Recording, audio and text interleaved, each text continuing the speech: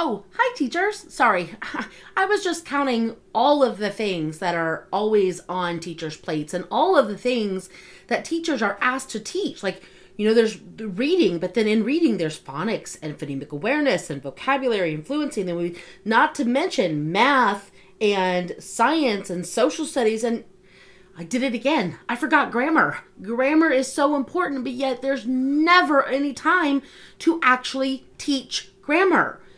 So what do? It's really important that we make sure to cover it, and it's going to help students not only with their reading, but with their writing. So how do we find time to fit in teaching grammar? That's a big question. And so today, I've got a few ideas that I think you're going to love. One of the best ways that I have found to get in some extra grammar instruction is by playing games. So today I'm going to share with you some of my favorite grammar games that are so easy to implement. They take no planning and very, very little prep. Are you ready? All right, so let's jump right in. Grammar game number one that I think you're going to love, and I guarantee you, your students are going to love it even more. What game is that? It's Four Corners.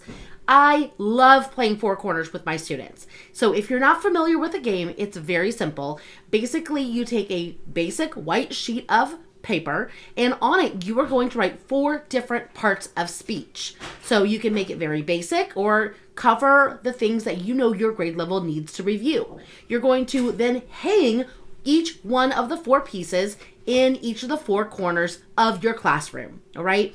If you don't have 4 corners, just get creative. They really can go anywhere in the room.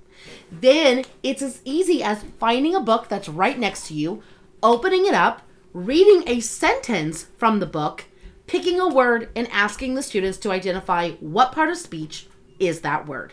I mean, you could even do it with a Kindle. There's literally no prep to this game.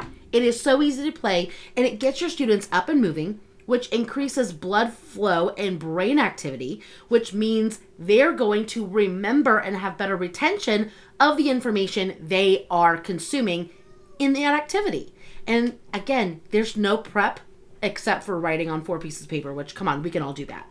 Hanging them up, which you could ask a student to do, and finding a book, which if that's hard, we've got other problems. But anyways, jokes aside, Four Corners is a really, really fun game to try and fit in. And it doesn't take long to prep and play. Even if you just have 5 minutes to spare, you could get in 5 great minutes of grammar practice. Okay, another amazing game that my students absolutely love playing. This is one that they request all the time. It is called Roll and Solve. Now, this one does take a little bit more prep time just because you have to create them, or you can print them off if you find them somewhere where you can print and download or pay for them or whatever. Anyways, roll and solve games are fantastic. One, because you can play them independently and you can play them in partners. So this is a great game to throw in your writing centers or your reading centers. Think about the routine that you already have set up, and grammar just needs to become a part of that routine. If you can't get in actual lessons or mini lessons, then grammar needs to go into practice into those centers and stations that you already have going on in your classroom. So what is roll and solve? Well, let me tell you. It is basically like a coordinate grid where students are going to roll 2 dice, and then they take the dice and they put them where, like, they match the numbers, so 6 on 6, 2 on 2, and then they basically have to find the matching location. So you go, left, you go up, wherever it ends up being, and then where do those 2 numbers match or meet?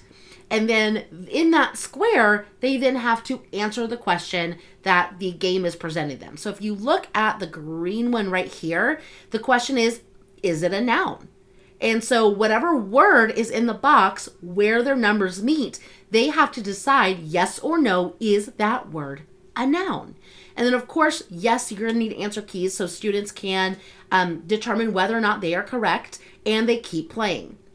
The way they can play this independently is just a practice and check. They roll, identify yes or no, is it a noun, and then they check their answer. Then maybe ask them to do a little reflection at the end to see, like, do they feel confident on identifying nouns based on how they did on the activity? Super simple. Or you could have them do it with partners. This is where you'll want to get out those yellow and red chips, or you can get out penny and dime plastic coins. You can even have them use 2 different color of crayons or markers. Player 1 rolls, they do their thing. If they get the correct answer, then they get to put their marker on that spot to claim it. The other partner goes, they do the same, back and forth until the time is up. The person with the most wins. It takes 0 prep other than printing the activity and finding your dice.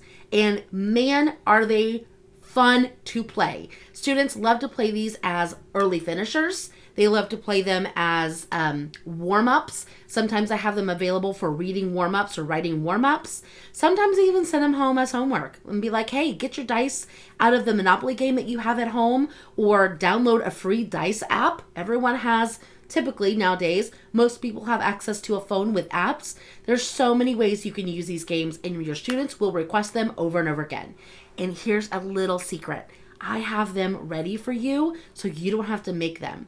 Just click the See More button in the video description down below, and it'll take you straight to the link in my store, and you can download them for super, super cheap, okay? And then all you have to do is print and you're ready to go. So again, roll and solve games, super fun activity. All right, let's do one more. I've got a lot of others that I want to share, but in order to get those, you're going to have to click the link below to head to my blog to get those other games. So one more I'm going to share with you, and that is Tic Tac Toe. One thing that you have to think about is you don't have to reinvent the wheel and play these crazy extravagant games from Lakeshore Learning or games online that are just confusing. Think about the games that your students already know how to play, and how can you put an academic spin to those. So Tic Tac Toe is a great example. And again, very little prep. Handwrite the activity. Don't even worry about getting on the computer. Take your white piece of paper, create your tic-tac-toe board with the 9 different sections, and in each section, write a different part of speech. And then, with whatever book your students want to use, they play with a partner. They have to find an example of that part of speech and justify it to their partner. If they are correct, then they get to place their X or their O on that spot. The person who gets 3 in a row wins. And here's what's even better about this game. That's going to happen pretty quick, right? And if you think of, if you've got 15 minutes in a station or a center, that game is going to probably take maybe 5. So what are you going to do for the other 10?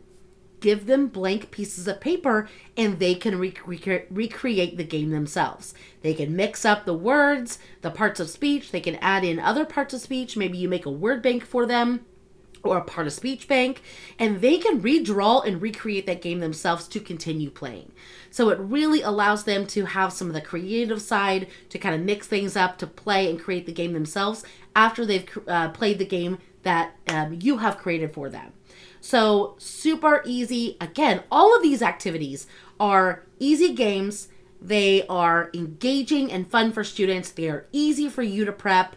And like I said, I have more to share, but you're going to have to go read the blog post to get those. So sorry about that. Click the See More button below and make sure to go ahead to the blog post to get more ideas for grammar games, as well as grab your roll and solve grammar games that I just know you're going to want to get. So thank you so much for tuning in. I hope you found a grammar game or 2 that you think you're going to try. It doesn't have to be hard to fit in that grammar instruction. We just have to be smart and intentional and have fun with it. So stay tuned and we'll talk soon. Bye, friends.